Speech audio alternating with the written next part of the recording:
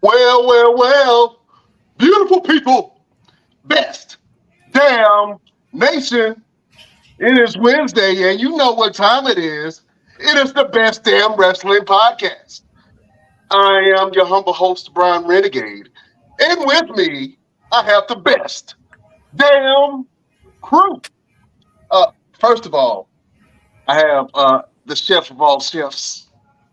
We call him Senor Fuego. He is the one and only chef. Showtime was happening. I'm good. How you guys doing today? Oh man, blessed and highly favored, my brother, as we always say, man. It's good to have you on, chef. Oh man, next I have the grappler of grapples. He's your mama's favorite wrestler. And he can whoop your daddy ass, Mr. Everything, Victor Andrews. What up, good people? What up, good people? I'm in the building, And of course, we got El Capitan, our leader of the show, Mr. Stargazer himself, Mr. Brian Renegade. What's going on there, brother? Oh, what's happening, partner? What's happening? Looks like we got a special guest in the building, wiping his royal brow, as you see. Oh man, Mr. Everything, I'm gonna let you do the honors of introducing our esteemed guest.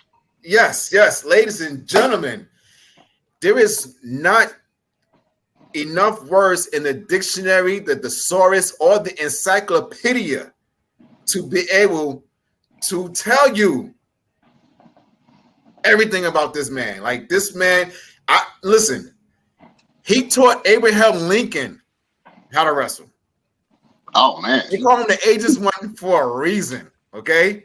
Okay, he's the showstopper, penny dropper, wheeling dealing, car stealing. He's your granddaddy's granddaddy, favorite wrestler. Okay, he can moonwalk in some slippers. Okay, some house shoes, some chancletas. Okay, and he can pray for you in the middle of all that. He can pray for you in all that. This is my dear brother, good friend, man, mentor, word of advice, pastor, good man. Listen, like I said, there's not enough words I can say about this man. This is, ladies and gentlemen, the ageless one, Caprice Coleman. Oh man, it's an honor to be here. I appreciate the intro, man. I was wondering where you was going on there. I was like, man, listen, I didn't know what else to say. I told you the encyclopedia just doesn't do you any justice. Ladies and gentlemen, real quick. So a little history, a little background. I first met Caprice through a mutual friend, through Ali Steele. You remember that day? Yeah, absolutely. I was on my way back from a seminar for Bret the Hitman Hart, where Chase Stevens invited me to, and Ali called me up and he said, "Hey man, where you at?" So I'm on my way home from Tennessee. He said, "Stop by the house. I got somebody I want you to meet." And I said, "All right." It was me and my good friend Sean. May you rest in peace. Love you, Sean. We started through, and Caprice was there, and they was moving around in the ring. And me and Caprice got in the ring, and before I realized who he was, I was in there trying to show him some stuff that I learned in Tennessee with the 5-5-5 drill. And he was like, "Look," I stepped in the ring. I grabbed him by the hand. I said, "Let me show you." He said, "Oh man, wait, hold on. Tell me what you're doing first before we do anything. Get your hands off me. Don't be grabbing me, okay?" I hit all of them. That's what he did. And I just showed him a couple of things that I learned, and he knew exactly what it was. We got to move around in the ring, do a little bit of training, and I learned some stuff from work, the little mini match, and sat there and chopped it up. And we've been, man, I've been to brother's house. I've cut his hair. I've cut his son's hair. Hung out with his family, and anytime I needed advice on anything, I was being able to call Caprice. I've been doing some stuff that I didn't know Caprice was watching, and I would get a message from him like, "Hey man, good job." I'm like, "What'd I do? What happened?" But yeah, let's get to it, ladies and gentlemen. Best Damn Wrestling Podcast. Yeah, because y'all making my head too big. Oh man. Go ahead, Caprice. I'm just saying it's an honor to be here, and I don't know what we're in for, but anytime I've been called, man, I'm gonna try to be there if I can be there. Really good brother, great dad, man. Caprice. Anytime you see somebody like that, you can't hear me. I'm muted. Yeah, you sound like a robot. You're in the Matrix. In the Matrix. Gotta take that T-Pain off.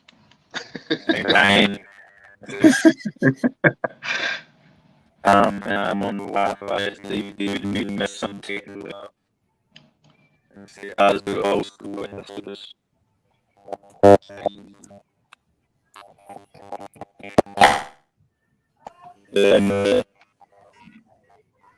Say that again. Nope, no better. Oh man. Let me have you log out and then come back in, and then come back in. Yeah, we'll try that. Oh man, well, beautiful people. While we fix these technical difficulties, man, we got a hell of an interview for you. Tell a little bit about Caprice's background, man, for people who are not too familiar with his body of work. Man, listen, this man has been all over Ring of Honor. He was a tag team partner with Cedric Alexander when they were in Ring of Honor. They were the CNC Wrestling Factory. They've done a lot of stuff in Japan. Caprice has been all over in Africa, Qatar. He's Qatar champion. He was Wrestlecade champion, Ring of Honor tag team champion. He's worked for WWE. He still currently works for Ring of Honor. He's one of the best color commentators to ever grace the tables and the mic. He works alongside Ian Riccoboni. He's been with Omega. He's worked with Matt Hardy, Jeff Hardy, Shane Helms. Like this man needs his flowers, bro. Like he really needs his flowers. He's one of those guys that does not get the credit that he so deserves, because he's always so giving to others. So, ladies and gentlemen, you're in store for a very, very amazing interview to learn about this man and learn about his career, learn about his path in religion as a pastor, and just really get a chance to get to know Caprice Coleman. And if you haven't, man, go and check out some of the stuff that he's done in terms of wrestling. Go and look him up on YouTube and watch him on Ring of Honor. He's very entertaining, very, very entertaining. I don't think there's ever been a situation where I've been around Caprice and he did not do something that would entertain you. Like you could have a bad day, just be sitting around, and he would walk up and say something goofy and silly. I remember one day I was at a WrestleCade and I was doing a promo for another company. By the way, ladies and gentlemen, anybody that's any wrestlers, young wrestlers, do not do that unless you get permission. That's not good business. But I was doing a promo, and Caprice happened to walk up behind me, and it was a wall behind me. So he's walking by the wall, and he's looking like he's looking for an exit or something. And I turn around, and in the middle of my promo, I was like, what is going on right now? And I was like, we got Caprice Coleman. And he was like, oh, hey, man, hey, what's going on? And I was like, you want to add something? And then he went into a whole promo right then and there. And then he challenged me to a match which we never, ever, ever have not gotten yet. Ooh. Oh, man. I came back in the right time. Right time. He was about to talk. Can't jump about you, man. I'm about to stop him. I'm about to stop him. Don't do that. Don't do that. Don't do that. Don't do that. Well, ladies and gentlemen, welcome back, Caprice Coleman. Caprice, please give us a quick rundown for those who are been living under a rock and don't know your body of work. Give us a rundown of what you've done and everything that you are. I'm not good at that. I can say I've been part of the sport for the greater part of 25 years. Started out as a referee, trained under Matt and Jeff Hardy. Started with their promotion, New Frontier Wrestling Alliance, turned into Omega. By the time it got to Omega, I went from referee into wrestling, and been wrestling with them until they got signed. Ended up going to NWA Wildside for some years. I got a lot of WWE work through that, TNA work, TNT and TNA and all, whatever their name were at the times. And then after that, had some Ring of Honor work, and then I went overseas for a while. Did some contract work for the military, and while I was overseas in Kuwait, did wrestling over there, and still connected with them. Came back to the States in 2009. Went back to NWA Wildside, which was NWA Anarchy, I think, at the time. Mm-hmm. And then Ring of Honor called, WWE called, TNA called, and they were all just trying to see where I was at. And I kind of got the vibe that they felt like I was older by that time. I was always really hot on the indies over there in the magazines of next best thing type deal, but never got a contract. And Ring of Honor called me and they said they're getting ready to get bought out. They're getting ready to be bought by a big TV station and need some more wrestlers, and they definitely want to bring me aboard when they sign them. If I could hold up, because now like they're talking to me like I'm like 72 years old, bro. And and I was like, yes, of course I can, I could do it or whatever. And they said, we got this idea we want to do, And so they end up being sold to Sinclair Broadcast, and they bring me on. And this time I'm working the indies pretty hard. And when I got back in country, back from Kuwait, everybody was like, hey, what's your rate? And I told them my rate, and it was like, oh, okay, well, we could get Cedric Alexander for so and so and so. I was like, okay, get Cedric Alexander. Like, you know what I mean? Like, whatever. You threatened And me for. so, yeah, I've heard this like 3 or 4 times, and I was like, who is Cedric Alex? What the world? Who is this guy? And so then I see him on the show, and so I called my brother, I said, I want to be on the show. And I ended up being on the show, and I think Cedric's like the first match, and he was really, really young at this time. And so I'm kind of shaking my hand, everybody seeing me, being nice to me in the back. Like, I'm really popular to wrestlers, but like the fans, I'm okay. But and so after I made my rounds in the back, now I'm playing. But his match goes on, so I'm at the curtain, I'm watching this dude, and my brother, Sweet Dreams, he's watching this dude. And 30 seconds in, we're looking at each other like, this guy has it. Like, it's just some people, they just have it, you know what I mean?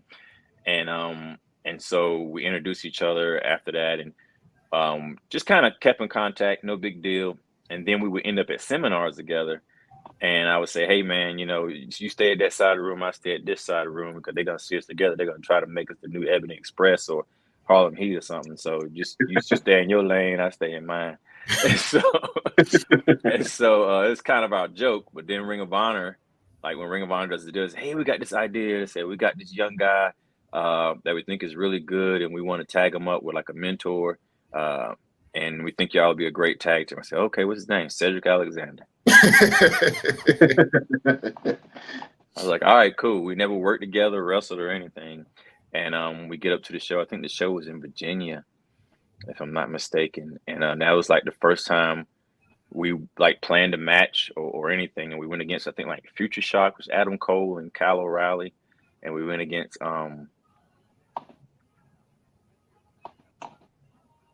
I can't think of their names now, but they're a pair of brothers, and they had like their gimmick was like their mama's boys.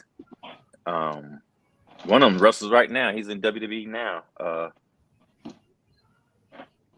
Was it Julio De Niro? No. One brother's like a mayor, and the other one's in WWE. He does like a teacher gimmick.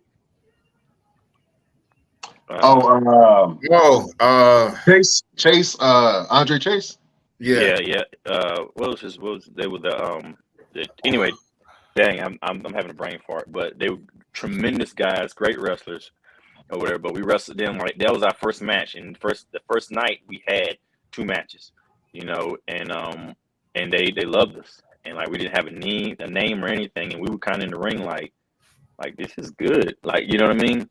And so we got signed and been at Ring of Honor ever since. And we had a tag team run. He, of course, went off and went to WWE and all, proud of him and all. But I just stayed with Ring of Honor, and Ring of Honor just never lied to me. Then the pandemic happened. Ring of Honor got went out of business after the pandemic. They paid us through the pandemic. I don't even know if I'm telling the side of the story you want to hear. That's why I'm like, I'm not good at this. Tell me what you've done. No, man, keep going. Keep going. And so, and then everybody's contracts are running out or whatever. And then we did the final battle, and just knowing that we were told that it'll pick back up in like April or whatever, but it was kind of like we were taking a hiatus. And then at the end of April, I'm turning on TV. And my new boss is Tony Khan, and we didn't know it. It was kind of like it was kind of like me watching TV. I'm finding out then we didn't know if he was gonna use Ring of Honor for the video archives, or if he was gonna just take a couple of guys and just kind of be done with it, or what. But by the grace of God, man, he took it and he has his heart into it, where he's really trying to like do something with it. And I was part of the first 10 people to be called back, and I've been there since. So I work for Ring of Honor under AEW now, and I just keep in touch with people, man, and I just try to show love, bro, because I've been on all aspects of wrestling, from refereeing to wrestling to managing to producing to talk show host to commentating, and that's kind of where I'm at now. So I'm literally like, they call me the Swiss Army knife of pro wrestling. Mr. Versatility. I'm not Mr. Everything. That's Mr. Everything right there. But yeah, that's just kind of been my thing, man. And God, I've just in my career, I've always said yes to opportunities, and it's blessed me to where I'm able to do a lot of things in the same sport. Gotcha. Tell us a little bit about your transition from being a referee to a wrestler. Like what went through your mind when that opportunity was approached to you? Like, hey, would you like to actually wrestle rather than referee? It was word up, bro, for real. It was like that because it was like I was in practice one day, and like I said, we all Matt and Jeff and we all practiced in what's his name? Cameron Grimes' yard, his dad's yard. He had the ring in his yard, and so that's where we trained at. And then when I first came, I came as a wrestler. I wanted to wrestle, but I was very small, and they had Shannon Moore, and Shannon Moore was their like underdog, and it was like, well, we can't have like two underdogs, at the same time or whatever. And so when they initially brought me in, it was like, well, you just referee. But then, like I said, I was with them for I don't know how long. I don't want to say a certain amount of time and be wrong, but I was just there at one practice, and Matt was like, "Hey, I think you're ready." And like when he said that, it was I don't know what I did, but I want to say I was like ready for what, like you know what I mean, like what am I ready for, And he was like, "Hey, we got this show coming up in Southern Pines," and because I was like, bro, when I was in wrestling, I didn't care what I was. When I was refereeing, I was inviting people to the shows to watch me referee. Like, I didn't care. Like, I was part of the show. You know what I'm saying? And so that was kind of my thing. And I had an entrance and everything. I had a theme music for refereeing, bro. Like, I would come down the aisles and jump over the ropes, all that stuff. And I'm serious. And so then when I actually got to wrestle or whatever, I thought that was it's a big deal. It was a big deal for me. Gotcha. And then during that time, was Matt and Jeff with WWE, or were they getting ready to start working for them? How does that all kind of intertwine? They were doing like extra work for them. Mm-hmm. You know what I mean? So they were kind of those guys where, at the time, when you say, "Hey, I'm wrestling with Omega or whatever," oh, those guys that get beat up on TV, those Hardy Boys, but everybody knew who they were because they were on TV. But some people just thought like that's as far as they would go. But everybody that was around them was like, "Yo, these guys, like, you know what I'm saying?" Or it. And so slowly but surely, people started really like falling in love with them because they were always who they are now. They always felt they were that way. You know what I'm saying? And so they would go places and they were in character. And Jeff is always wearing the stuff. Everywhere they go, they just got attention. You know what I mean? And so and I think that's a big thing that got them signed as well, is because not only could they wrestle, but they stood out. They stood out everywhere they went. They had the muscles, they had the look, they had the wear, the confidence and all. And so it was kind of like, hindsight. It's like I'm looking at these guys like, yo, like this is it. But I'm thinking Omega's it. You see what I'm saying? I'm thinking like Omega's going to be the next, like one day we're going to be competing with WCW, or you see what I'm saying? Something like that. But then they got picked up, and when they got picked up, Omega was done, but Shannon wasn't signed or anything. So that's when Shannon and Christian York and Shane Helms went to NWA Wildside, and that's when they wanted me to come, and I was supposed to come up there like one time with them, and the week before I was supposed to go, I broke my ankle. And when I broke my ankle, I was on the shelf for, I don't know, two months or something like that. And during the time that I was off, they started going to Tennessee, like Burt Prentice, Memphis, Tennessee wrestling, and they ended up going to WCW. They were gone, and then I ended up going to NWA Wildside there with another carload with Laz and another trainee. His name was Will Powers and Chemo, and this other guys just kind of trickled in type thing. Oh man, let me ask you a question real quick. Do you remember when you fell in love with wrestling? Yeah, man, I was probably 3 years old, bro, and I turned on the TV and I saw Dusty Rhodes, and I didn't know what pro wrestling was. I was just young, and I just saw him shooting a promo. I want to say it was talking about the Devil in the Boot or something. I just seen talking, and he sounded like somebody I'm related to the way he was talking, and I was just kind of hooked on it, and was young, and I didn't know they was pro wrestling. I think I was more hooked on when they was on the microphone talking, doing the interviews or whatever like that.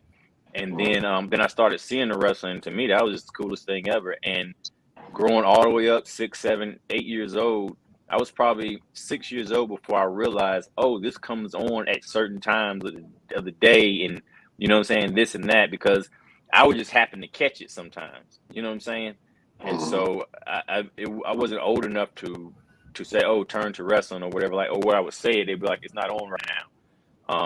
But then when I got old enough to realize, oh, this is what comes on, or you can buy like a little TV guide and it tells you when wrestling come on, or whatever. It got to the point where my mom took me to a yard sale, and I bought like a black and white TV and put it in my room, and I could watch all the wrestling, and the rest of my family could watch whatever they wanted to watch.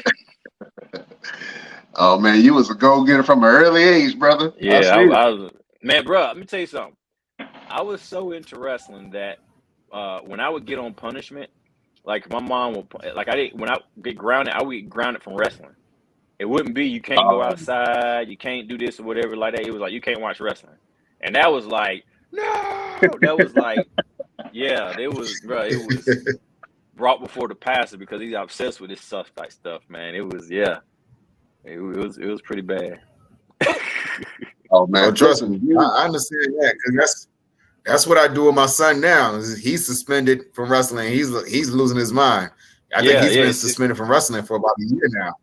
Yeah, it's crazy, bro. It's like once you get hooked, it's like some people it just hooks and some people it doesn't. And it's like some people can watch it and be like, oh, okay, whatever. And some people it's like, yo, I gotta know, I gotta do, I gotta see so and so, I gotta this. And it was like, and then man, I think I was like 14 years old, and we had cable, and they had this show that used to come on TBS called The Main Event, the WCW. And to me, it was all like good matches. You know what I'm saying? All the matches were like really good. And so but it came on at like 1:00, and church didn't get out to like sometimes 1:15. So 3:00 sometimes. Yeah. So I'd be in church and just looking at the clock and looking at the pastor, looking at the guy. And the church was like a block away from the house. So I would run home and watch TV or whatever like that. And it's crazy to remember that type of stuff, man. Oh man, listen, I want to know who influenced your style and your character in the ring. I know when you first started off, your name was Ice, correct? Caprice Ice Coleman, the coldest brother alive. You know what I'm saying?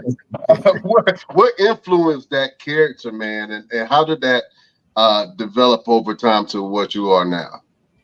Man, Ice was honestly like a spin-off the West Side Story. I don't even know if it's like a musical called the West Side Story. It was like two gangs or whatever, and one of the gang members' name was Ice, and I just thought that was the coolest thing ever. And then Mortal Kombat was out, with Sub-Zero and Scorpio and all that, and there was a wrestler in Omega called Sub-Zero, Marty Garner. And so I was like, well, I can't be, I'm just Ice, I'll be Ice or whatever. And like I was calling myself Ice before I was wrestling. I was like, well, I'm Ice. It just kind of stuck. And then I think they let me have it for a while just because I believed in it so much. And then it went from Ice, the coldest brother alive, to like the notorious ICE, which is like I Can't Excel. Yeah.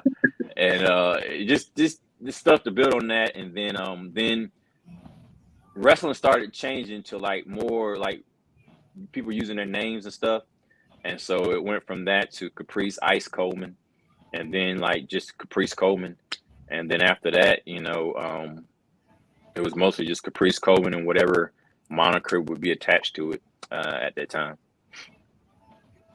Oh man, that's awesome. You talked about growing up in the church, man. And I think for me, I grew up in the church as well.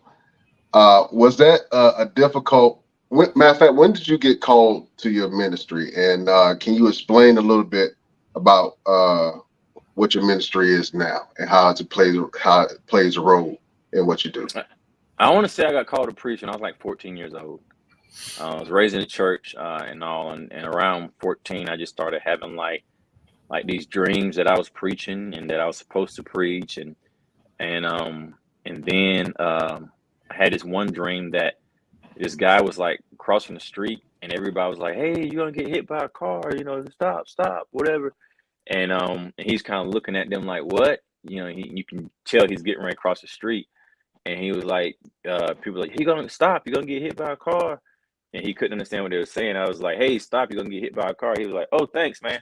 It was like out of everybody, he understood me, Mm.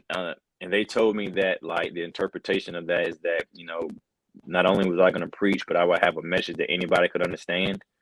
And that's kind of been my ministry. And growing up in church and all, with mostly like I've done like youth pastor type stuff, and then I had contemporary service where I actually pastored a service for years.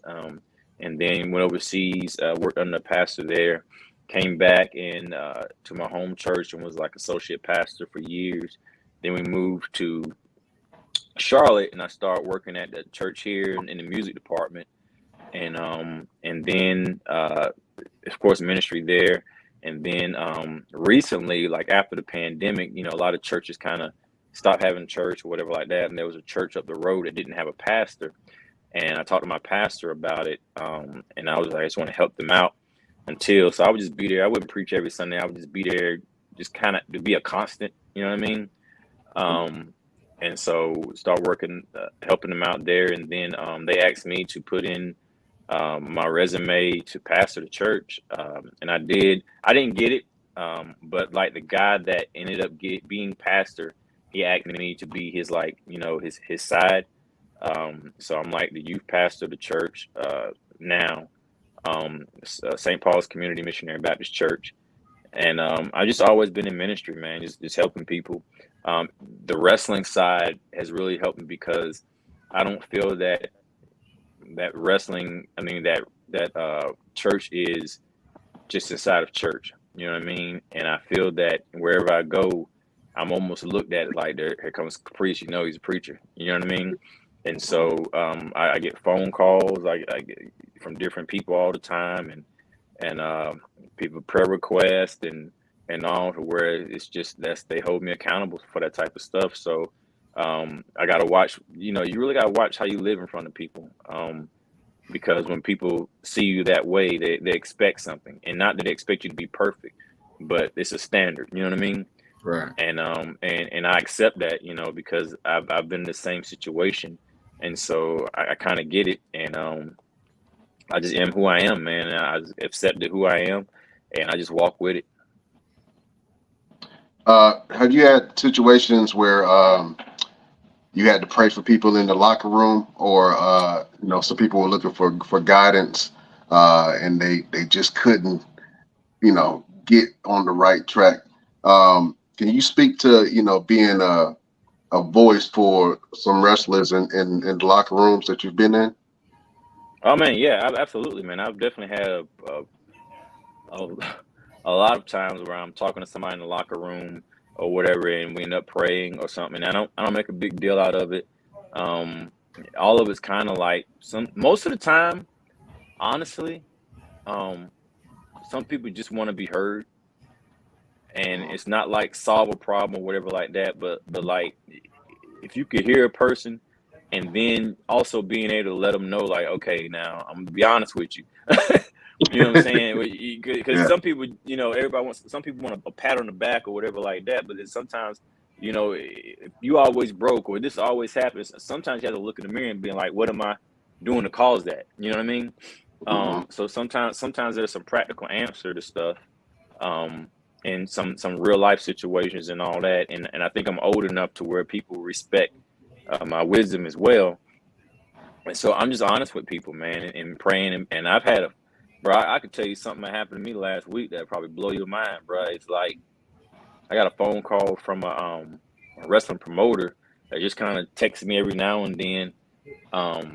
But somehow he tried to call me, and I couldn't answer at the time, and I called him back, and long story short, man, the dude had a demon in him, and like legit, I don't even know what you believe, bro, but like I thought I was gonna die last week, and the reason why is because I've seen demons before in people, but I've never as loud and as like pronounced as this one was. You know what I'm saying? And it's like the dude couldn't talk. He couldn't say Jesus. He couldn't say anything. We talking, and as soon as we started talking about religion, he said he felt like something was crushing his head and had their fingers in his ear. He felt like he was on fire. All like, and this ain't somebody acting. This dude is like in his 60s, bro. And I known him for like 14 years. So this wasn't some dude trying to run game or something like that. You know what I mean? And so by the grace of God, man, like I stayed with him, and it ain't me. I was praying, to God, bro. Like that's all I knew. You know what I'm saying? Was to plead the blood of Jesus and what I was taught. I kept doing that, and then he went from not being able to say anything to being able to say Jesus Christ. This all in an hour, so this ain't like 5 minutes from me. I was like, I'm not hanging up this phone. Like, if I die, I'm just gonna be like this.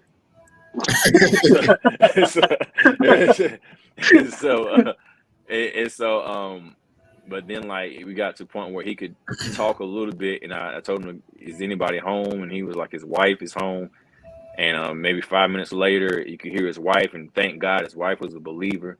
And she's praying on the phone, like she's praying, and she's like, "Lee, get out of him, Satan! You get out of him, you demon! You did, And we both praying together, and like a few minutes later, it left, and he was like, "Hey, who's this?" And I was like, "Caprice." Like, "Hey, Caprice." I'm like, Wow. "Bruh, like you all right?" Like And he was like, "What's going on?" And then like slowly but surely, he was like, "I am tired." You know what I'm saying? And he was like kind of recalling stuff, and his wife was like kind of freaking out. And I asked his wife, I said, "What happened?" She was like, "Well, she was asleep, and next thing she know, he came to the bedroom door and just fell." And he was like convulsing or whatever, and she was explaining like his eyes and all that stuff, and all she heard me praying, so she started praying, and like the Bible says, with two or three are gathered, and after that, man, we talked some more, and I was able to lead him to Christ, and he definitely said the name of Jesus Christ and accepted Jesus Christ as personal Savior, and all, and was talking about the steps to do from then. And the next day I called him. Like I didn't mess with him no more, but like later on that night, he sent me like, "Hey, just let you know I love you. I really appreciate you staying with me," or whatever like that. He said, "I'm going to bed." So all right. And the next day, that afternoon, sometime he called me, and I was like, "Are you okay?" He said, "Yeah." He said, "I'm okay." He said, "But I feel like I got hit by a truck inside." He said his insides hurt and his outsides hurt. Like whatever was in him, like tore itself out of him, and for like 3 or 4 days, he said all he did was just sleep all day. And yeah, it's like it's a real deal, man. It's like, and this is the first time I've ever been able to say anything about it, but like it's so funny that people are like, "Oh, this is a man of faith and good for him. He's a good dude and all." But I know for a fact that like this stuff is real, and people say what they want to say, but like back in my day, Satan hid, but he ain't hiding no more. Right. He's in videos. He's bold with it. You know what I mean? And the Christians are the ones that kind of like shying away because we don't want to offend anybody. We don't want to say the name of Jesus. We don't want to be judged or whatever like that, because there's a lot of Christians have made it look bad. You know what I'm saying? That the way their lives have lived, because people perpetrating a perfect life, and then the curtain being pulled back and seeing that they, just like everybody else, somebody saved from grace.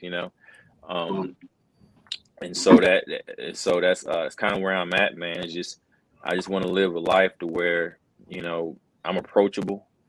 And I think I've been down enough roads. You hear about the wrestling and the preaching, and I've been married for over 20 years, but there's a whole nother story that goes along inside of all of those, addictions and everything that I can talk about, but I don't really talk about because there's no glory in it. But I'm able to relate to a whole lot of things, and those times I'm not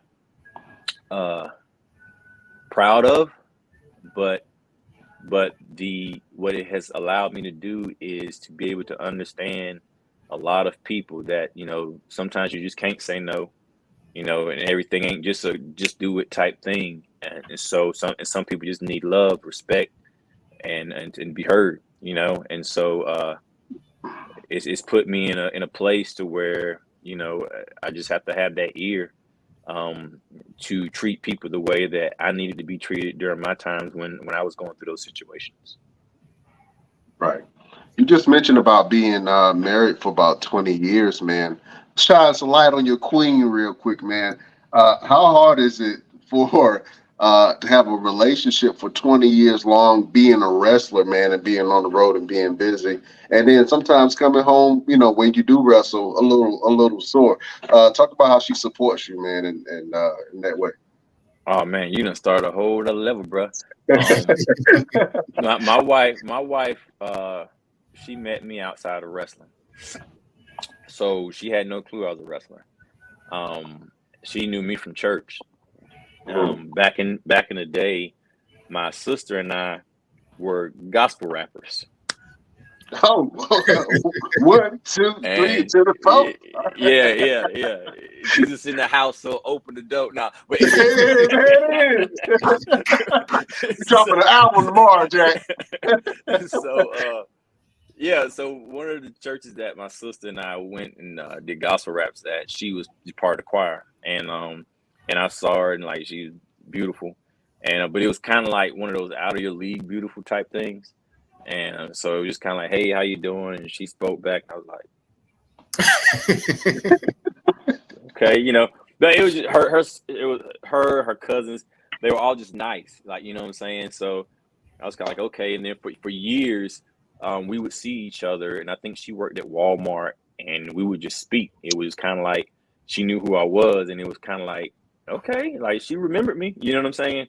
But I guess hindsight, looking back, they definitely remember us because they're singing background to one of our songs. So we were in the forefront type. My sister and I were like in the forefront, and so that kind of just kept on for years or whatever. And then one day, I was taking out trash at a complex I was living in, and I heard a familiar voice, and it was one of my classmates. And she said, hey Al, or whatever. She came and talked to me, whatever. And she was standing beside my wife, and we kind of looked at each other and was like, hey, you know what I mean? And she was like, oh, hey, I just moved in here. And it was like, word, cool, So now she's like my neighbor. And I'm like, oh shoot. I'm gonna pull this off. Yeah.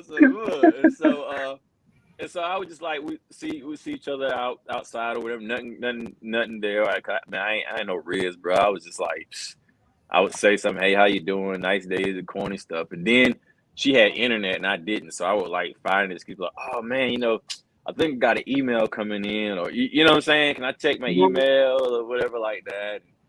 So we would talk a little bit or whatever. Then I would invite her to church, and but we were just friends. And this went on for a while, and it got to the point to where everybody in my family and her family was like, y'all go together, but we were like, oh, we're just friends, like, you know what I'm saying? And so one day I was like, hey, I said, I just let her know I really like her, whatever. And I said, why don't we make this a thing? And she was like, I thought we were already doing this. Like, she was like, I'm not seeing and I'm like, what? I ain't even know. When was you gonna tell me? Because here's the deal, like,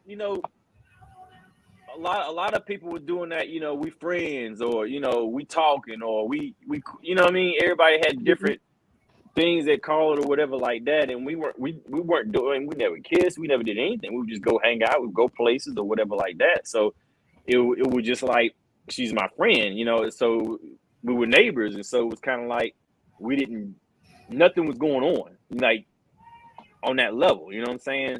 Right. And so the fact that she and I was going through a time to where, that was an issue too. And so with me being around somebody like that I knew I was attracted to, and her just kind of being cool and nobody trying anybody, or So I'm thinking like, really, she sees me as a friend, like, you know what I'm saying? And but then like we start going together and all, and we waited until we got married for each other, you know what I'm saying? And then I don't know, she's just been like, it's kind of like that. If I was in the basket weaving, she'd be my number one supporter. That's Like what's up. that's just what it is. And like of course we've had our ups and downs and all that, but like we're married 20 years. I have an 18-year-old son, 14-year-old daughter. With wrestling, it's always for most of our marriage, wrestling was just a hobby that paid well. You know what I mean? And well, it didn't really start paying well until I got signed at Ring of Honor, like 2011. So before then, it was just, okay, I have 2 or 3 jobs and I wrestle. And it was kind of like one day he's going to grow out of this thing. You know what I'm saying? And then when every time I was thinking, okay, well, all right, I'm about done. Like, you know what I'm saying? Something would happen where I would get, elevated or start making more money and getting phone places and getting, it would just boom, boom, boom, boom, boom. And then it got to a point to where it became like a enough of an income that I had to claim it on my taxes and you know what I'm saying, stuff like that, to where it started being a serious part of the income, and Right. and so she was supportive, man. She was just like, if I needed to be somewhere or whatever like that. There was a time, the first time I knew she had my back was we were supposed to go somewhere for church or something, and I said, well, I can't go that date because I'm so and so. She said, well, I thought you was so-and-so, wrestling for so-and-so. And I was like, no, I'm wrestling for stuff. Like, you know what I mean? I'm like, how do you know? You know what I'm saying? But she would make notes of where I was supposed to be wrestling at. And it was the first time I ever been double booked for something. But I didn't realize it until she pointed it out to me. You know what I'm saying? And I was like, how did you do that? And she was like, I have it on my cell phone. And I was like, what? And she had, of course, so this should tell you how long ago this was, okay? So she flips open her phone and she's like, see, you get, and so I was like, oh, that's cool. So I started keeping up with my dates or whatever like that. And it's just little stuff like that, man. And then like, by the grace of God, I've never, I have a manufacturing engineering degree, and then I worked, but I never was able to like follow my career because the career path was always like make a choice, you know what I mean? But I was always able to get a job, you know what I mean? Because of my degree, I can just about get a job anywhere. And so I was always working. So there was never a time where it was like, she's holding me down by paying the bills or whatever, but she was holding me down by really praying for me, bro. Like keeping the faith, like, because there's a story I tell all the time of like, I was washing clothes one time and dark color clothes, and I was washing during the dark color clothes. I realized I had dropped a white sock in there. You know what I'm saying? I was like, oh crap, it was a white sock, whatever. So when I wash the clothes, when they finished washing, I put them in the dryer and I saw the white sock. I was like, well, I got to dry it, So I dried it or whatever like that. And I said, whenever I wash white clothes, I'll just put the sock back with it. And dried the clothes or whatever, and then put the clothes on top of the dryer. I was like, where's that white sock at? And I set that white sock on top of the dark colored clothes. And I was like, it's a white sock. You know what I'm saying? So I said, whenever I get the other socks, I'll just, put it together or whatever. So I'm washing the white clothes or whatever. And so they come out the dryer. And I had already put the dark color clothes up. I could wash clothes and fold them. Pretty good at that. And so skills. Wait. Before you continue on, can you get all the clothes out the dryer and not drop one piece? Nah, I mean, I'm not gonna try to get them all out at the same time. If I feel it's gonna be too much, I make more than one trip or get a basket. You know what I'm saying? Hey, I'm the type of person. If it's too many bags, I'll take 2 trips. You know what I mean? Like, but anyway, I dried the white clothes, and I had Alexa stop, and so I was like, "Where's that white sock at?"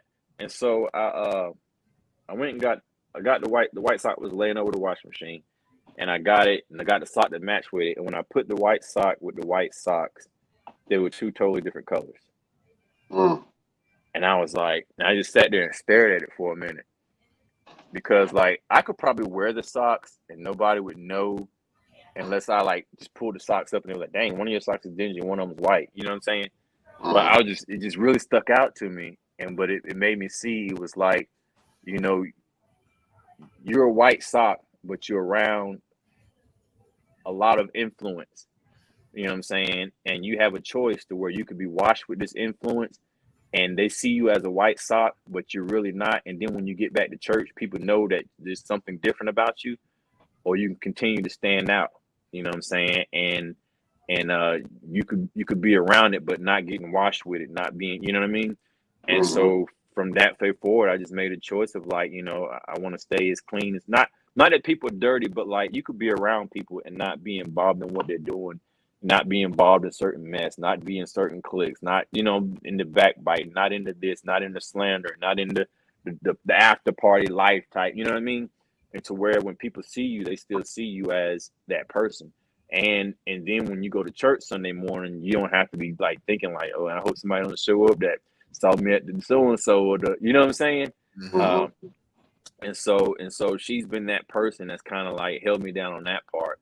And like, just, that's a huge deal, you know?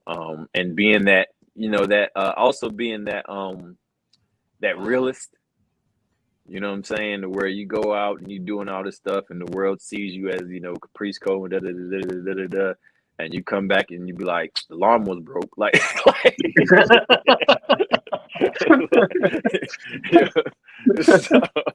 so yeah, it's you know, it's that type of relationship, man. And so I thank God for, in 20 years, man, she has, you know, it's a blessing for me to be with her, because she has put up with a lot. Because if you're married to an entertainer, that's a lot of inconsistencies and a lot of wondering what's the next contract going to be like. Are you going to get signed? Are you over the edge? Is there more you can do? Do I need to give this up? Do I need, you know what I'm saying? Are you getting paid for that? Yeah, I can't pay. Yeah, exactly. Yeah. You know, and so it's a lot that goes along with that. Being on the road, what's going on while you're on the road, and who is that person really your friend, or do they have your best interest in mind, and you know, who's that? I don't know. I haven't heard that name, and you know what I mean. And so like, there's a lot that goes with that. You feel me? And so for her to have been with me this long and to continue to like support and praise and pray for me, and like, you know, bruh, like social media could kill people. You know what I'm saying? Like it has sabotaged people, whatever. So like for her just to be who she is, man, and like things that she's put up with, because bruh, like I've been through a lot and I put her through a lot, you know what I mean? And so for her to be that person that, you know, I'm the one called to preach, but like, but she's ministered to me a lot, you know what I'm saying? And I know spiritually that if it wasn't for her, I probably would be dead, like for real. And so like that's who my wife is to me. Oh man, that was a beautiful answer. I'm gonna go ahead and cut that up so she can hear all those beautiful things that you said. You getting some tonight, brother. I'm just letting you know. Appreciate the love. We got you, man. We look out for our peoples, man. We're gonna put it on repeat now. There it is. Oh man, listen. Coleman's pulpit. Say what? Coleman's pulpit, man. Coleman's pulpit. Yeah. Let's talk about that real quick. You had some really great segments, man, where you had a lot of great interviews, man. Some of them with Punishment Martinez. We're having some technical issues. Jay Lethal. Can you hear me? Can you hear me? Yeah, I can hear you. Can you hear me? Is it just Vic? Yeah, I can hear you. Yeah, you're fine. Can you hear me, Vic? I think it's Vic to Andrew. It's him. Yeah, he'll go back out. But real quick, man, talk about how you came up with Coleman's pulpit, man, and how you antagonized some of your guests. I think that was I think it was really great, man. One of them I really like is the one that you did with Damian Priest, or Punishment Martinez, as he was called back then, man. So how did you come up with Coleman's Pulpit, man, and how did you come up with that character to kind of antagonize your guest? Man, it basically, any role that I've had in Ring of Honor, I was a mouthpiece. You know what I mean? Like, when I was tagging with Cedric, I was kind of like he was the wrestler and I was the talker. It was. Are you good now, Vic? Can you hear us now? Hello. He on here like he frozen. He like. Yeah, he's right. Yeah, go ahead. I get it. Hey, I've been there. I gave you the advice they gave me. You might want to log out and log back in. Yeah, just log out, log back in. That's it. Go ahead. I was part of the rebellion, and we lost the matches, so the rebellion had to disband. And when the rebellion disbanded, it was kind of like Ring of Honor had ideas for what they wanted each member to do. And for me, they was like, well, Caprice, we need a talk show.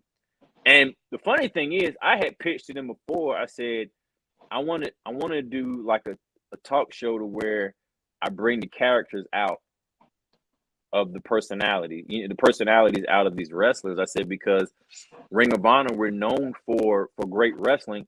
I said, but nobody really knows these guys. They don't know what makes these guys tick. They don't know what makes these guys mad, what they like, what their interests are, or anything like that. And I said, if we had some kind of interview segment where we can interview these people, it would be like something that they could, their fans could be more relatable to. You know what I mean? And right. So they was like, oh, okay, sounds good or whatever. And it's kind of left it on. But then they came to me and was like, hey, we got this idea. We want you to do a talk show where you interview people and whatever. I was like, great idea. It'd be great. And so they said just find out a name for it, and kind of went back and forth with some names. And then I was thinking Piper's Pit, because I'm a huge Piper's Pit fan. And I was like, Coleman's Pulpit, and so they jumped on it. He's moving. Are you on, Vic? He's man. Yeah. I know how it feels.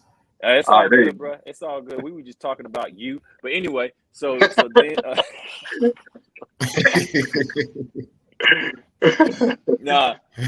but then they gave me the idea. I mean, we did a talk show, and I said I basically just want to pull out the character out of people, like let people know, who these people are, what makes them tick, or whatever like that. And at this time, I was kind of like a heel, because of the rebellion. So I was already a heel, so I could really play off that character. And so most of my segments were with like the good guys type thing. And so I would just have ideas to do, man. And like it got to the point where the wrestlers wanted to be on the pulpit, because they would come up with stuff like, man, I'm gonna be on the pulpit and we can do this, da, da, da, da, da. And so like the better it got, the more they had ideas to come. And so we would just kind of just work together on stuff, man. And it was fun. The only thing that happened was we were working with the NWA at the time. We had partnered with NWA, and we were doing TV tapings. The TV tapings were a day before the show. So like the show was on a Saturday, we would be flown in Thursday, and then Friday, all day Friday was like pre-tapes. You know what I'm saying? So that's when I would do Coleman's Pulpit or whatever like that. And but when we started working with NWA, they come up with something. Anyway, the pre-tape day got cut, so everything went from pre-tape day to show day. I think because NWA had I think their part of the deal was they would do all the pre-tapes during the show type thing, like working with them or whatever it was. And so they was like, okay, well maybe we can make a Coleman's Pulpit live or whatever like that. But after that, everything just kind of started, the pandemic and kind of happened or whatever. And then it's funny because after the pandemic, they bought a new pulpit, and they was gonna revamp it and all that. But then, like I said, it kind of went on. That's when Ring of Honor went under. So that's when the pulpit kind of, that was it. Do you think that you will ever bring the pulpit back Oh, on I'd radio? love to. I'd love Uh, to. I would love to. I would love to. could I you? always. Oh, go ahead. Go ahead. What was you gonna say? I've always loved. I mean, I like interviewing people. But like, it's funny you say that because they continuously put me in interview segments like for pay-per-views, and I'm still able to kind of like throw something in there every once in a while, like a facial expression or kind of like egging people on or whatever like that, and kind of I can add to something and kind of be that antagonist without them knowing it type thing, to where people that know what I'm doing know what I'm doing. You know what I'm saying? Mm-hmm. Um, but not necessarily like a show of myself. It's mostly the interviews I've been doing, like the Briscoes and FTR, Cesaro and dang, I can't think of no names today. But the feud, yeah, it sucks, man. But yeah, Kingston, Kingston. But yeah, it's like the interviews like that or whatever. But other than that, just doing commentary, and I love commentary. So it's not one of those things where it's like, oh, I'm just doing commentary now. Commentary is something that if you told me 10 years that I would be doing commentary, I'd be like, no, I'm gonna be on WrestleMania. Like, you know what I'm saying? But like the way that it's worked out, it's a blessing because like I have a job that I'm still relevant. I'm still in the wrestling business, and I'm able to tell the story of people that might not have a story told.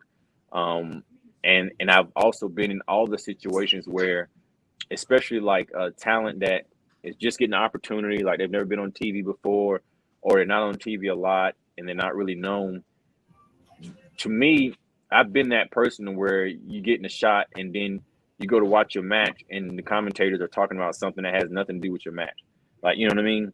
I've been in all those situations, and I've been in matches where I've been in high tier matches, and I go back and watch the match, and I've been hurt and to see where I got hurt at, and the commentators are talking about something totally different, and so it's always just kind of been like a itch of mine of like, why are these guys talking about stuff other than the match? We got our lives on the line.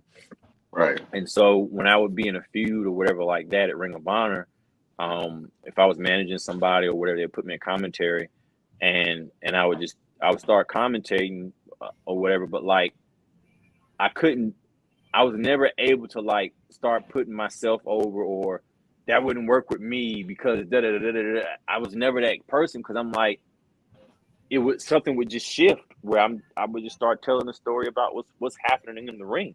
Like, you know what I'm saying? I was like, oh, I got to avoid that because this is, this could really hurt somebody. And I remember the first time I did it, and I came to the back, and the producer was looking at me, and he was like, "You're really good at this." And I was like, "Thanks." He was like, "No." He was like, "You're really good at this." And I just thought he was just being nice. And then Kevin Kelly came into the back as Kevin Kelly was there, and he was like, "We think you're a natural at this, and you want to give it a try." And I was like, "Heck yeah!" Like, yeah, I tried, And so there were times where I would come in and wrestle, and then I would commentate, or I would do both, And so I would bring a suit, and I bring my gear, and I would just do whatever I was doing that night. And then eventually, I didn't have to bring my wrestling gear anymore unless I was in some type of feud or something. I think I lost the host now. Vic. Yeah, I'm still here. So okay. Yeah, I love that. So look, I want to have you. I'm gonna put you on the spot real quick. You know what I'm saying? We usually have a segment called Mr. Everything Interviews Everybody. But what I would like for you to do is just do a small taste of a Coleman's pulpit, and your guest is Mr. Everything, Victor Andrews. You guys got a big match coming up. So I want to see how you can do. Oh, wow. Coleman's pulpit with your boy, Mr. Everything, Victor Andrews. All right. You ain't Dusty. You still got a champ. Heaven high.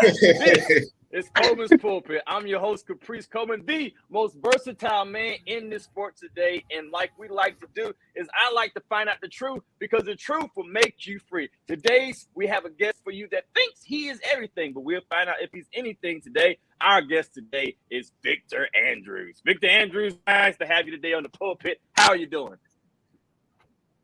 Man, I'm doing great. I'm on the pulpit with Caprice Coleman. I'm ready to make some names and take some babies. Take some names and make some babies. One of those things is going to happen. And sometime tonight, one of them things is going to happen. So what you got going on today, Mr. Caprice Coleman? Well, I had a couple of questions for you. And with your last statement, what we will leave alone is child support. So your wrestling career lately, you've been getting a lot of insight and you've been making a lot of challenges. I've actually got a call from a promoter that asked me if I could wrestle you. I said I would be honored to wrestle you at a show because this is something that we have always talked about, but it's never been walked out. And I want to know from you, was this your idea or was it the promoter's idea? It was the promoter's idea. He came to me and he said, listen, man, I want to give you the best competition there is out there. And there is one that is close to us. The name is Caprice Coleman. Do you know him? I said, I absolutely do. Last time I talked to the brother, I asked him for a match and he told me he got to get in shape first. I didn't understand that, but I went with it. So, yeah, he told me he was going to get you and he said he was unavailable. So, what it look like, what it be like, when we gonna do this, brother? Well, you know, it's I kind of want to do it. My question would be though. No? Did I lose you? Yeah, we can hear you. We can hear you. You kind of digital though. You look like an avatar. What you really look like is somebody on Minecraft. Is what you look like one of the Minecraft dudes. Okay, are you with me? I know that's frustrating, but yeah, anyway, well, we got to find out what kind of match we're going to have because if I'm hindsight and looking back, there was a time where, you know, my son, he's 18 now, and he used to come to all the shows, and he was kind of like my he was my intro guy. He would get in the ring and he would say, coming down the aisle, weighing in at 213 pounds from Charlotte, North Carolina, he is more than a conqueror, because I was more than a conqueror at the time. I remember that type of stuff. Caprice Coleman. And he would come out and it was kind of a big thing. He's 18 now. And now I see that you got a little Rome doing the same stuff that my son was doing. So I want to know, do I need to bring my son or do I need to bring a little kid with me when we come to wrestle? Hey, man, listen. We are a tag team. We are a dynasty. We are a father and son. We're not following what Caprice and Chase did. We're elevating what you attempted to do, because see, what you guys did was you had Chase introduce you. See, Ron walks out and he's like the motivator, the innovator, the creator, the spectator, the one that's going to get the crowd moving and everybody grooving. He's the one that's going to make sure that Mr. Everything walks out with the win and my opponents lose every single time. So really, you got a kid that distracted people. Yeah, absolutely. And this kid has a catchphrase that sounds like the show stopping, crowd popping, body rocking, pulse pounding, heart racer, the handsome face, heartbreaking kid is what it sounds like to me. That's exactly what it is. Exactly what it is. Huh? That's what you gave Rome. So you gave Rome a catchphrases too? Yes, all of it. And his name is not Rome. If you want to say his name, say it loud, say it proud, and say it with conviction, or keep his name out your mouth. His name is Superstar Rome. Superstar Rome. Superstar Rome. Superstar Rome. That's it, right?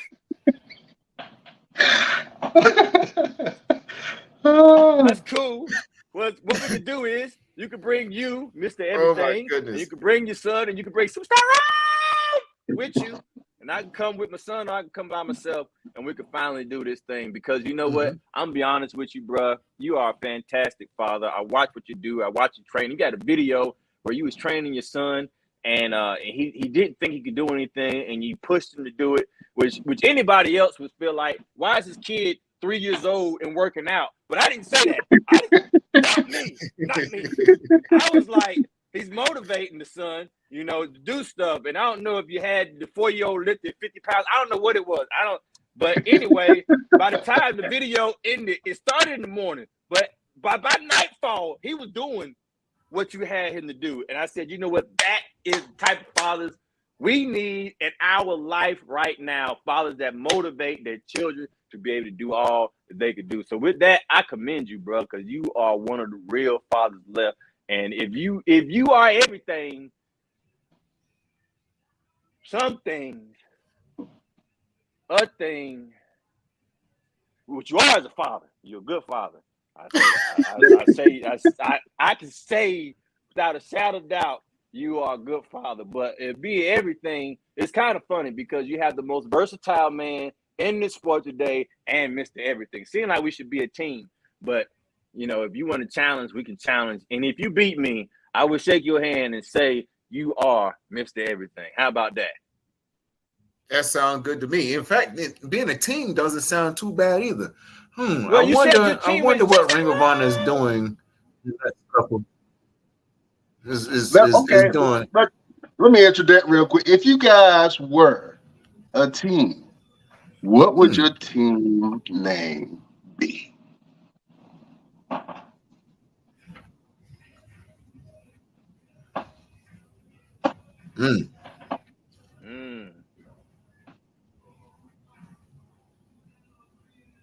That'd be interesting.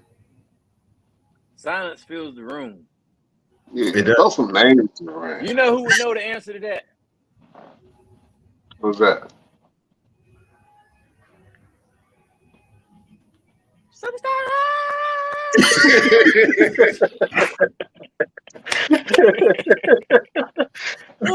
Hey, real quick. So Caprice has this. Oh, go ahead. Caprice has one of these finisher moves. Your finisher move is the sky splitter. The sky splitter. No, he's going back in time a little bit when he was, because not only has he stole my son coming out with me, he has his son. Not only has he stole and giving my catchphrases to his son, he also has wrestling moves that he do like me. He has a black jacket that's just like mine. And I feel like Muhammad Ali because you took all my stuff, man. I'm like the Little Richard of pro wrestling, and I feel like you stole about 3 of my songs. But anyway, what did you gonna say? The sky splitter. I was gonna say just that. That I actually took one of your wrestling moves too, the finisher. Yes, but I gave you your flowers because I named it Caprice. I named it Coleman's Blessing because I did ask first. You remember? I did. Absolutely, bro. Absolutely. You called me with great conviction one day, and you asked me to do it, and I was. That's the first time.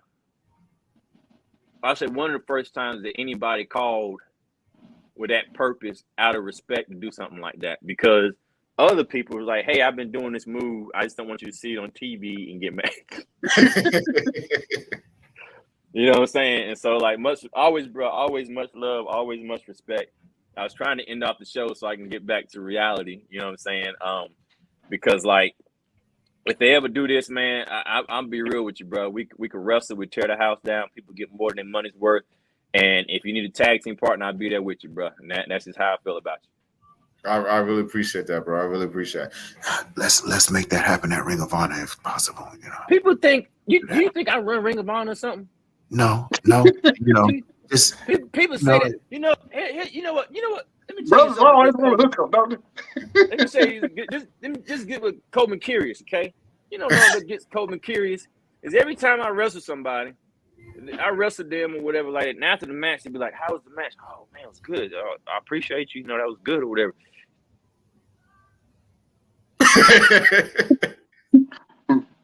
You think you can get me away? I've had people say, I wrestle Caprice Coleman. I should be on Ring of. That's not how it works. You know what I'm saying? Yeah. But you're absolutely right. I do know that you have all the connections, bro. Like you've been in. I see you on WWE. I see you like everywhere. You know what I'm saying? if you need some contacts or whatever, like we'll be in Greensboro this Saturday. If you need tickets to the show, Collision is in Greensboro Saturday. If you need tickets to the show, let me know. Let me know how many people you bring, and I got you. Said it.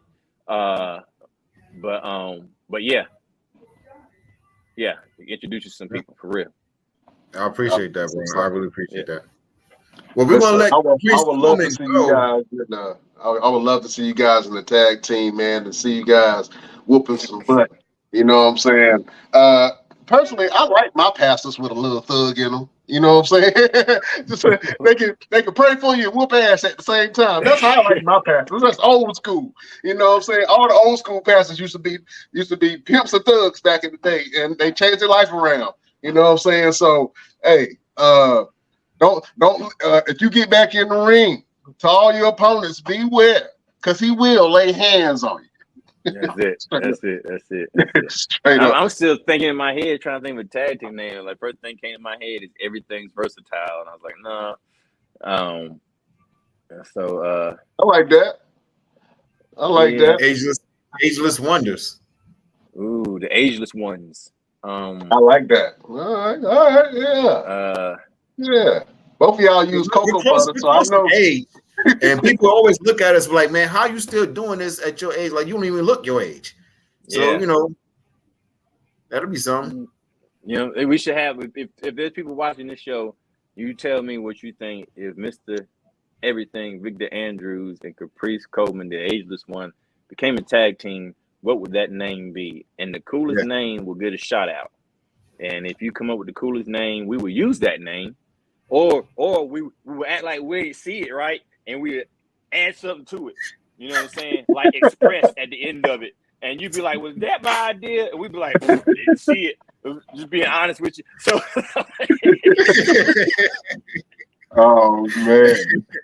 So Best Damn Nation, man, go in the comment boxes, go on our pages. We got all our social medias down below, and comment what you think a great tag team name would be for the Ageless One, Caprice Coleman, and Mr. Everything, Victor Andrews. Man, I love to see it.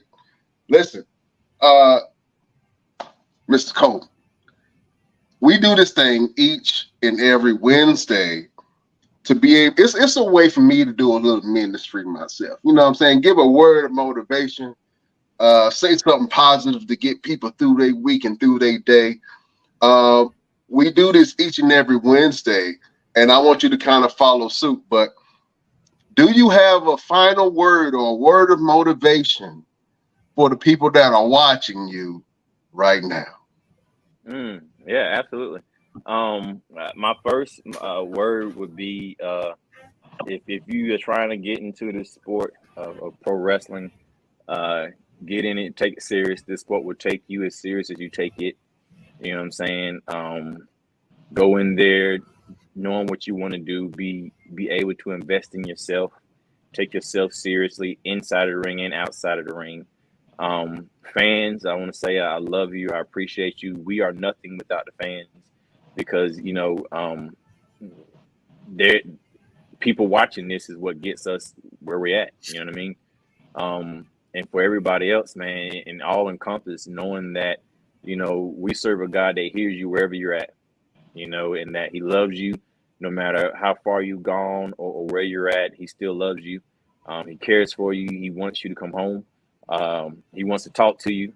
And that you are always.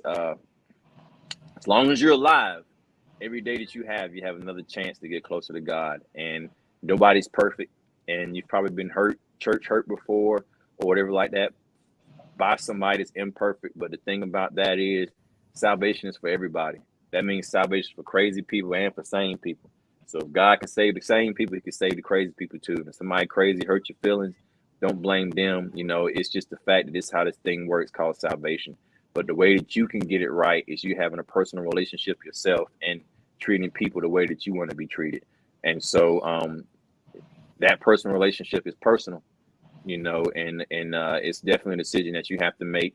But it's real, and it's a real war out there, real spiritual warfare. And I'm not going to beat you over the head with anything. But if I get a chance to say the name of our Lord and Savior Jesus Christ. That's who I stand for, and that's whose side I'm on. And I thank God that He's on my side as well, and He loves you, and He'd like to hear from you. Oh man, that was a great word from the ageless one, the fearless, the great Caprice Coleman, man. I can't follow that. Usually I have a good word each and every week, man. I can't follow that. You know? Hey, it's just telling the truth, bro. It's just telling the truth, bro. Oh man, well listen. Yeah. Thank you for sharing that beautiful word with us, my friend. You are a member of the Best Damn Nation, man, and you're welcome on the show anytime you want to come on. This is our vibe, man. We like to have fun. We like to have a good time. We talk about wrestling, man, and we try to squeeze a little word of motivation to get people going. So, hey, look, we thank you for joining us on the show. Hey, listen, tell people what you got going on and where can they find you. Right now, it's Ring of Honor is every Saturday. Collision is when we do our recording, and you can watch us on Honor Club every Thursday night at 7. And I still work the indies when I can. I still travel a lot. I'm traveling with wrestling and preaching now. To God be the glory on that. And yeah, I'm on Twitter, Caprice Coleman. I'm on Facebook, Caprice Coleman. On Instagram, The Caprice Coleman. I just had my Facebook and Instagram restarted because I got hacked, and so it's funny because I'm real paranoid, bro. Because it's I give people my Instagram now, and they're like, bro, you only got such and such as many followers or whatever, and I'm like, yeah, I had to start over. I had thousands, you know what I'm saying? And so it's that reboot type thing. It's humbling, is what it is.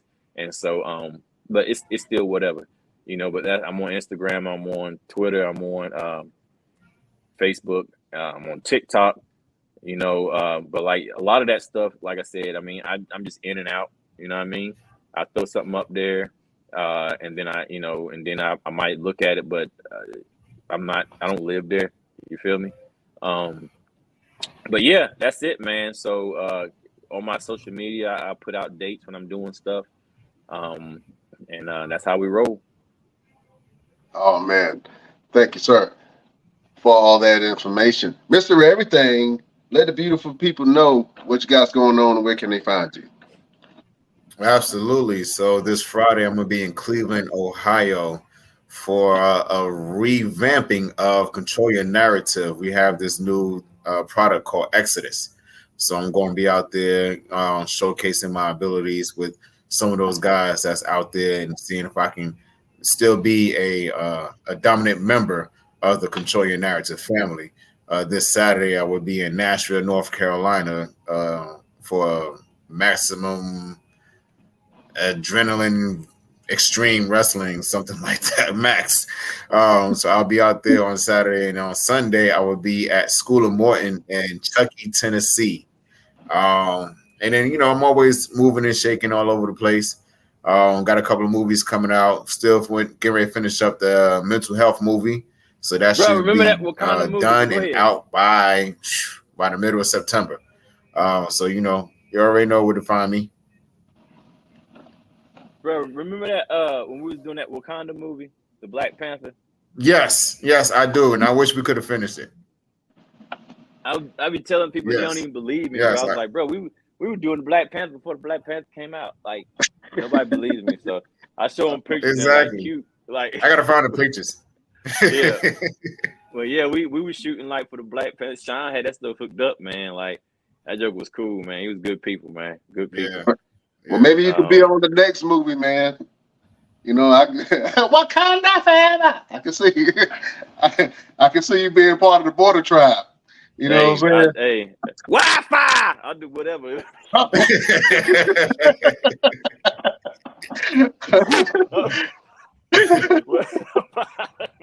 awesome, man.